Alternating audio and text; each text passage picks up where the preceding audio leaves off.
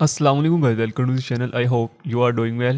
Topic is civil law traditions and legal system. Civil legal system आज का हमारा topic है। लीगल सिस्टम हमने शुरू किया था, जैसे कि आपको पता ही होगा। आज हमारा जो है 10वां लेक्चर है लीगल सिस्टम के वाले से। तो पीछे अगर आपने वो लेक्चर्स नहीं देखे तो आप वो देख सकते हैं।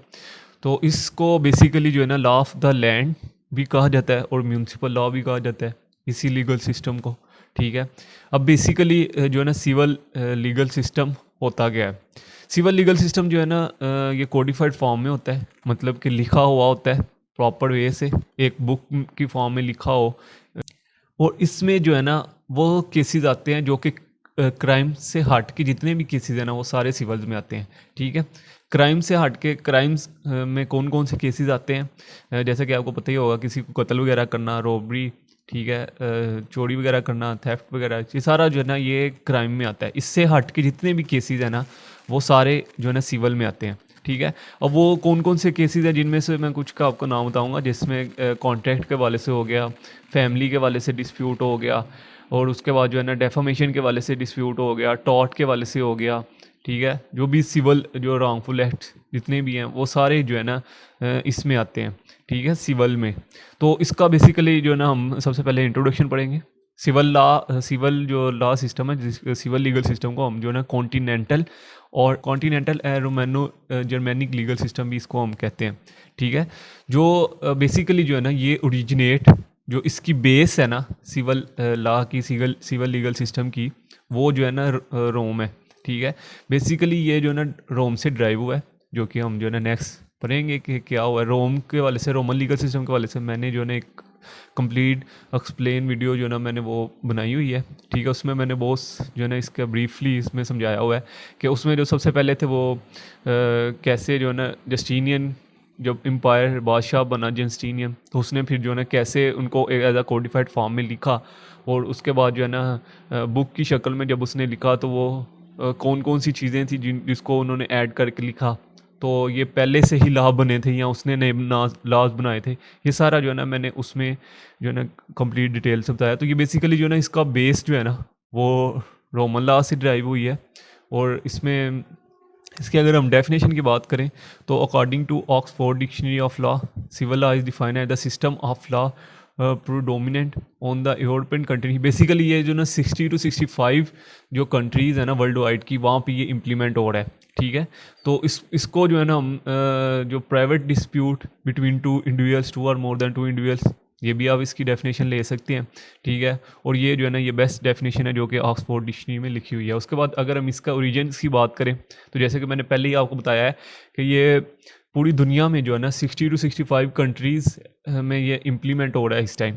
ठीक है, और अगर हम रीजन और हिस्ट्री की बात करें तो ये बेसिकली जो है ना रोमन जो रिपब्लिकन है ना वहाँ से ये ड्राइव हुआ है।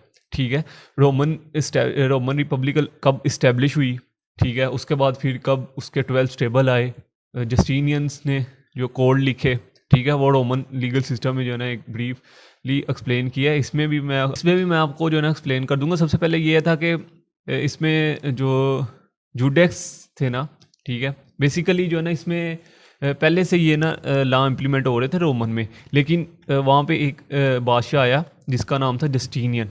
ठीक है, उसने फिर इनको ना बुक की शक्ल में लिखा। उसने अपने से कोई नए लॉज नहीं थे लिखे, वही जो चलते आ रहे थे लॉज, उनको ही जो ना उसने बुक में कोडिफाइड फॉर्म में जो ना लिख दिया था। तो उसमें वो कौन कौन सी चीज़ें थी जो कि उसने लिखी थी। सबसे पहले वो जुडेक्स मतलब जो जुडिशल डिसीजन थे, ठीक है, जिसको आप केस लॉ प्रेसिडेंट भी कहते हैं, वो जो जुडिशियल डिसीजन थे, जो प्रिएटर्स थे वहाँ पे, जो जज थे जो कि ट्रायल वगैरह सुनते थे, वहाँ पे जुडिशियल सिस्टम जो है ना तब उस टाइम स्ट्रॉन्ग नहीं था। ठीक है, अब की निस्बत अब तो जो अगर आप यूरोपियन कंट्रीज़ में देखें तो वहाँ पे जुडिशियल सिस्टम बहुत ज़्यादा स्ट्रॉन्ग है। ठीक है, तो वहाँ पे तब जो है ना जुडिशियल सिस्टम इतना स्ट्रॉन्ग नहीं था। ठीक है, तो तब जो है ना जो जजेस थे, ठीक है, वो जो भी उनके कोड लिखे होते थे उसके मुताबिक वो फैसला किया करते थे। ठीक है, तो उसमें जो है पहले प्रिएटर और दूसरे जुडेक्स के जो दो तरह के जज होते थे। ठीक है, प्रिएटर्स से वो जो है ना मतलब लॉन्ग टाइम, मतलब हर जो केस होता था सिविल डिस्प्यूट या क्रिमिनल वगैरह के डिस्प्यूट का, वो केस सुनते थे। ठीक है, लेकिन जो जुडेक्स थे उनकी जो पावर्स थी वो प्रीडेटर से कम हुआ करती थी, ठीक है। और इनको जो है ना स्पेशल केसेस के लिए ही अपॉइंट किया जाता था, ठीक है। मतलब कि जैसे कि अगर हम पाकिस्तान में बात करें तो पाकिस्तान में भी 3 क्लासेस हैं, ठीक है। 1 क्लास अगर मजिस्ट्रेट में देखें, 1st class magistrate, 2nd class magistrate, 3rd class magistrate. तो इस वक्त भी ये सिस्टम था, ठीक है। एक जो क्लास थी वो एक क्लास थी जो जजेस की, वो सारे केसेस सुनती थी, और दूसरी जो जजेस की क्लास थी वो स्पेसिफिक जो लिमिटेड केस उनके मुताबिक, मतलब उनके लेवल के मुताबिक है ना, ठीक है। तो वो केस सुनती थी। उसके बाद जूरिस्ट, ठीक है। जूरिस्ट में जो वो लोग आते हैं जो कि सबसे पहले तो वो जो जुडिशल डिसीजन थे, ठीक है, वो केस आते हैं, ठीक है। उसके बाद जो है ना जो रोमन एम्पायर थे उन्होंने कुछ जो है ना लॉज लिखे थे, वो आते हैं। उसके बाद जो डिफरेंट जूरिस थे वहाँ पे उन्होंने कुछ लॉज लिखे थे। इसका जो मेन एम था ना वो ये था कि जो रिलेशन डेवलप करता ना सिटीजन्स और नॉन रेजिडेंट्स के दरमियान, ठीक है। तो बेसिकली ये जो यूज सिविलाई है, ये इसी को ही जो है ना सिविल लॉ, नेक्स्ट जो है ना आके सिविल लॉ जो है ना इसको कहा गया। जो यूज सिविलाई रोमन जो सिटीजन्स थे इसको यूज सिविलाई के नाम से जानते थे, और आज हम जो है ना इसको सिविल लॉ के नाम से जानते हैं, ठीक है। तो इसमें जो बेसिकली जो मकसद होता है वो लोगों को जो ना रेमेडीज़ प्रोवाइड करना, अगर उनका कोई नुकसान हो गया तो उसके ऊपर जो है ना उसको रेमेडीज़ प्रोवाइड करना, ठीक है। उसके बाद इंस्टीट्यूट का इसमें बहुत ज़्यादा रोल है इसकी ओरिजिन्स में, ठीक है। इंस्टीट्यूट में जो स्टूडेंट्स थे उनको ये जो कोड थे वो पढ़ाए जाते थे, तो वहाँ पे स्टूडेंट्स थे उनको जो ना ये कोड पढ़ाए जाते थे। उसके बाद कॉर्पस जूडिस सिविलाई, पर जूडिस सिविलाई जैसे कि मैं पहले आपको बता दूंगा कि 6th सेंचुरी बिफोर क्रिस्ट जो कि रोमन इम्पेरियर था, वहाँ पे एक बादशाह था जस्टिनियन, ठीक है। जब वो आया तो उसने सोचा कि क्यों ना हम ये जो कोड है वो भी इसलिए क्योंकि वहाँ पे जैसा कि मैंने आपको पहले कहा था कि वहाँ पे 2 तरह की क्लास थी, एक पेट्रिशियंस और एक प्लेबियंस, ठीक है। तो वो मैं legal system, Roman legal system में कंप्लीट एक्सप्लेन के साथ बता चुका हूँ कि उसमें 2 तरह की क्लास थी, पेट्रिशियंस और प्लेबियंस, ठीक है। तो जो पेट्रिशियंस थे ना वो अमीर तबका था, ठीक है, एलीट क्लास के लोग थे। जब उनके ऊपर लॉ की इम्प्लीमेंट होती थी तो वो जो है ना पैसे वगैरह दे के या इस तरह का काम करके ना वो अंदर से निकल जाते थे, ठीक है। लेकिन जो प्लेबियंस थे ना, जब वो कोई इस तरह का काम करते थे तो उनके ऊपर बहुत ज़्यादा स्ट्रिक्टनेस थी। फिर उनके प्रेशर की वजह से ये जो है ना जस्टिनियन ने सोचा कि क्यों ना इनको जो ना हम एक कोडिफाइड फॉर्म में लिख दें, ठीक है। तब फिर जस्टिनियन ने ना जो ये कोड थे उनको जो ना कोडिफाइड फॉर्म में लिखा था।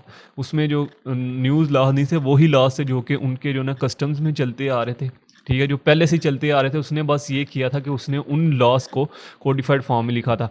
द डाइजेस्ट, ठीक है, ये 4 जो पार्ट्स थे, ठीक है, it consist of 4 main parts. पहला पार्ट्स में ये था कि डाइजेस्ट जो कि लॉज लेजिस्लेटर ने लिखे थे, ठीक है, उनको, और जो जुडिशियल डिसीजन थे इसमें वो लॉज लिखे थे। उसके बाद द कोर्ट दो के अम्पेयर्स और मतलब जो बादशाह के जो लॉज थे, ठीक है। उसके बाद जो लेजिस्लेशन जिन्होंने लॉ मेकिंग की थी, ठीक है, वो भी लॉज इसमें इंक्लूड थे।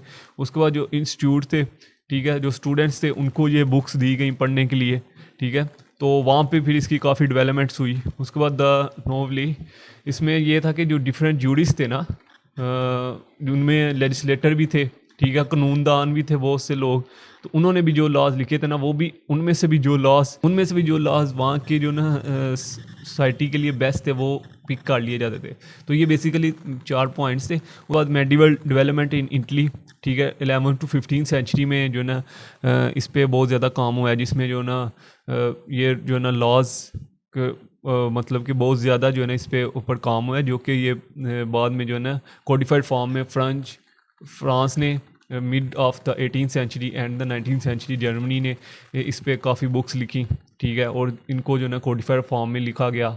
जर्मनी ने तो इसके ऊपर जो ना 2000 से अबव जो है ना इसके ऊपर सेक्शन लिखे थे, ठीक है। तो ये बेसिकली तब ये ना कोडिफाइड फॉर्म में प्रॉपर वे से लिखा गया। उसके बाद जो ना इसकी कैरेक्टरिस्टिक्स ऑफ सिविल लॉ, ठीक है, जैसे कि मैंने आपको पहले ही कहा कि जो सिविल लॉज है ना वो एक कोडिफाइड फॉर्म में जो ना लिखे होते हैं, ठीक है। इसके जितने भी सेक्शंस हैं आपको जो ना बुक्स में कोडिफाइड फॉर्म में लिखे जो ना पाए जाएंगे, ठीक है। तो ये बेसिकली इसकी पहली कैरेक्टरिस्टिक्स ये था कि ये कोडिफाइड फॉर्म में और सिस्टमेटिक सिस्टम है एक, ठीक है, कंप्रीहेंसिव सिस्टम है ऑफ रूल्स एंड प्रिंसिपल, और इसके जितने भी कोड्स हैं वो लिखे गए हुए हैं, ठीक है, किसी बुक की फॉर्म में या रजिस्टर वगैरह में या इस तरह कोई भी जो है ना लॉ की शेप में ये लिखे गए हुए हैं। उसके बाद इजीली असेसिबल है, ठीक है, लोग क्योंकि बुक की फॉर्म में है, लोगों के पास जो है ना इजीली अवेलेबल है, लोग इसको पढ़ सकते हैं।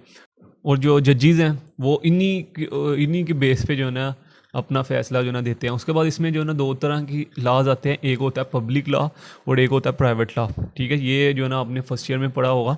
पब्लिक लॉ जो है ना आपका थ्रू आउट द होल जो है ना कंट्री में आता है, ठीक है। जैसे कि आपने टैक्स वगैरह पे करना है, अगर आप नहीं पे करते तो आपके अगेंस्ट जो है ना एक्शन होगा, ठीक है। उसके बाद एडमिनिस्ट्रेटिव लॉ वगैरह, ठीक है। ये जो लॉज हैं ये अगेंस्ट द इंस्टीट्यूशन, ये जो लॉज थ्रू ये पब्लिक लॉज में आते हैं। प्राइवेट लॉज वो होते हैं जो कि बिटवीन द टू इंडिविजुअल्स होते हैं, ठीक है। जैसे कि प्रॉपर्टी हो गया, कॉन्ट्रैक्ट हो गया, टॉट हो गया, ट्रस्ट हो गया, ठीक है। आपने किसी पर ट्रस्ट किया और उसको आपने जो है ना अपनी गाड़ी दी, उसने जो है ना गाड़ी का नुकसान करके आपको वापस दे दिया, तो ये बेसिकली जो है ना ये प्राइवेट लॉ में आता है, आप दो इंडिविजुअल्स के दरमियान, ठीक है। तो बेसिकली इसमें जो है ना पब्लिक और प्राइवेट लॉ में ये डिफरेंस है। उसके बाद रोल ऑफ जजेस का इसमें क्या रोल्स है। जजेस का इसमें रोल्स ये है कि जो है ना फैक्ट केस का फैक्ट है उसको इस्टेब्लिश करते हैं, ठीक है। और फिर वो जो भी रेमेडीज़ देनी होती है वो उसके मुताबिक जो है ना रेमेडीज़ प्रोवाइड करते हैं, क्योंकि इसमें ये है, मैंने आपको पहले कहा कि ये कोडिफाइड फॉर्म में लिखे होते हैं लॉस, ठीक है।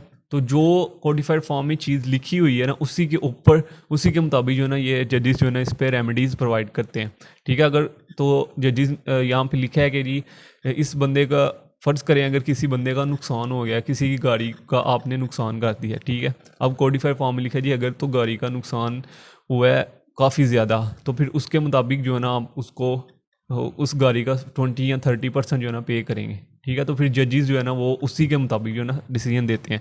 रोल ऑफ लेजिस्लेटर का इसमें बहुत ज़्यादा रोल है, ठीक है, क्योंकि लॉ मेकिंग प्रोसेस और देन कोडिफाइड फॉर्म में लिखना वो इसका जो है ना सबसे जो मेन रोल है वो लेजिस्लेटर का ही होता है। उसके बाद डिफ़र फ्रॉम क्रिमिनल लॉ, ठीक है। क्रिमिनल लॉ में मैंने आपको पहले कहा था कि क्रिमिनल लॉ और सिविल लॉ में बेसिकली ये डिफरेंस है कि क्राइम जो है ना आप अगेंस्ट द सोसाइटी करते हैं, ठीक है। और जो सिविल लॉ है ना वो अगेंस्ट द इंडिविजुअल्स होता है या अगेंस्ट द इंस्टीट्यूशन होता है, ठीक है। तो क्रिमिनल लॉ में मर्डर, थेफ्ट वगैरह आ जाता है। और जो है ना प्राइवेट जो डेफामेशन, अगर आपकी प्रॉपर्टी को कोई नुकसान हो गया, फैमिली डिस्प्यूट है, ठीक है, तो ये बेसिकली जो है ना सिविल लॉ में आ जाता है। क्रिमिनल और सिविल में आपको जो है ना डिफरेंस का एक आइडिया हो गया होगा। उसके बाद अगर हम इसके सोर्सेज की बात करें तो सबसे पहले जो है ना जुडिशियल डिसीजन, जिसको प्रेसिडेंट भी कहते हैं, केस लॉ वगैरह भी कहते हैं, ठीक है।